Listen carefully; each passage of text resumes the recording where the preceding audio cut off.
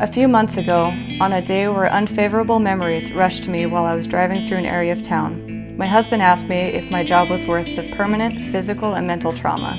Although the question was surprising to me because he asked it, my answer wasn't surprising because it's something I think about often. Is it worth never holding my child again? Is it worth the pain and suffering my family would endure? Is it worth the emotional trauma of watching people's worst days? Seeing the death of children and still doing CPR to satisfy my littlest bit of hope? Chasing people who have nothing to lose? Hunting those who prey on the innocent? And preparing for a potential gunfight? It's literally mentally draining to think about before your day even begins.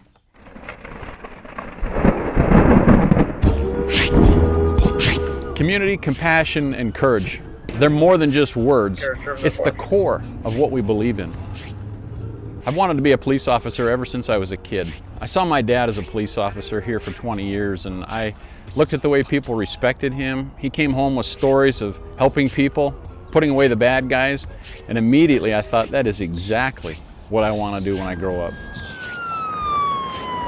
I think in the core of everyone is that desire to want to be a part of something bigger than yourself. It took me a long time, but I wanted to do something that I was proud to do, that I was proud to look at my kids and say, I love going to work, I love the excitement, I love the thrill, I love the rewarding aspect of it. There's so many complicated, it's a tougher job than I ever thought. You know, I've been a school teacher, I've been a pharmaceutical rep, but being a police officer is definitely the most challenging, both mentally and physically, but it's also, and I know it sounds cliched, but it's the most rewarding. When I think about community, I think about the people, and I see their faces. I see my friends, my family, my neighbors. I see the teachers at my kids' school and the clerks in the store. I realize that we're probably the most visible form of community when it comes to policing, but really we're all in this together. We need everyone pulling their own part if we're going to do our best to keep this community safe and secure. You know, I wish they just realized we're just humans. We're just a part of them. You know, Sir Robert Peel way back in the 1800s said that we're the community and they are us. That's why we have that part of our motto. We're all in this together. And we have feelings, we have emotions, and so those things that are said in the media, you know, that makes a difference. And, you know, I wish they'd just remember that we are human.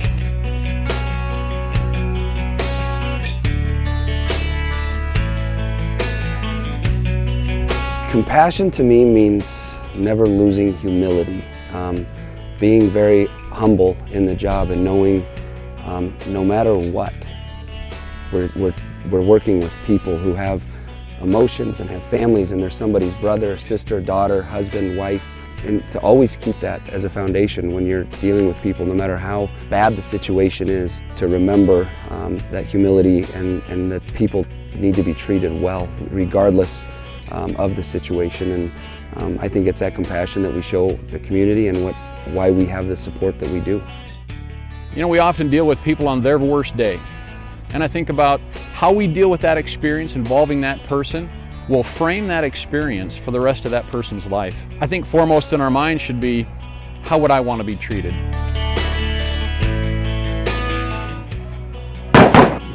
I guess the most challenging part of the job for me definitely is the uncertainty.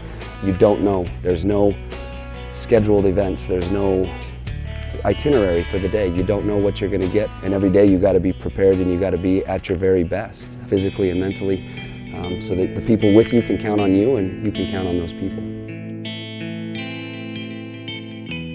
I think if you stop getting scared, you probably need to check why you're doing this job. Everybody gets scared. I've been scared multiple times, and I think that's what grounds us and keeps us sane. To check that fear, yeah, we have it, but courage overcomes that fear, knowing that if you don't respond, if you don't find a way to get past that fear, how are you going to help that person? But yeah, we get scared. There's that feeling of, am I ready? Is this my day? This could be my time. Drop the gun! Drop the gun! Drop the gun! Yes, 225-201, shots fired, Unit 225.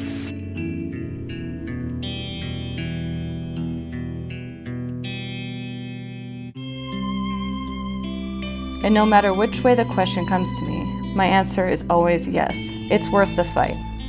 The comfortable living of my loved ones and the community around me is worth protecting. No matter what evil and sadness we see in this world, there will always be a triumph of goodwill. The physical pain from fighting, pursuing, training, and tirelessly chasing evil is worth it, even if you don't always get to see the reward and happiness it brings to others.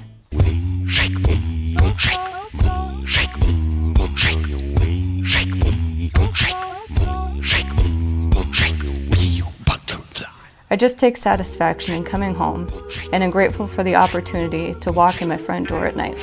It is worth it. It's worth looking your kids and your wife, your spouse in the eye and being really proud of what you do, of putting on the uniform, of being a face in the community that truthfully tries to make a difference, you know, and helping people. And sometimes helping people means putting them in handcuffs and taking them to jail.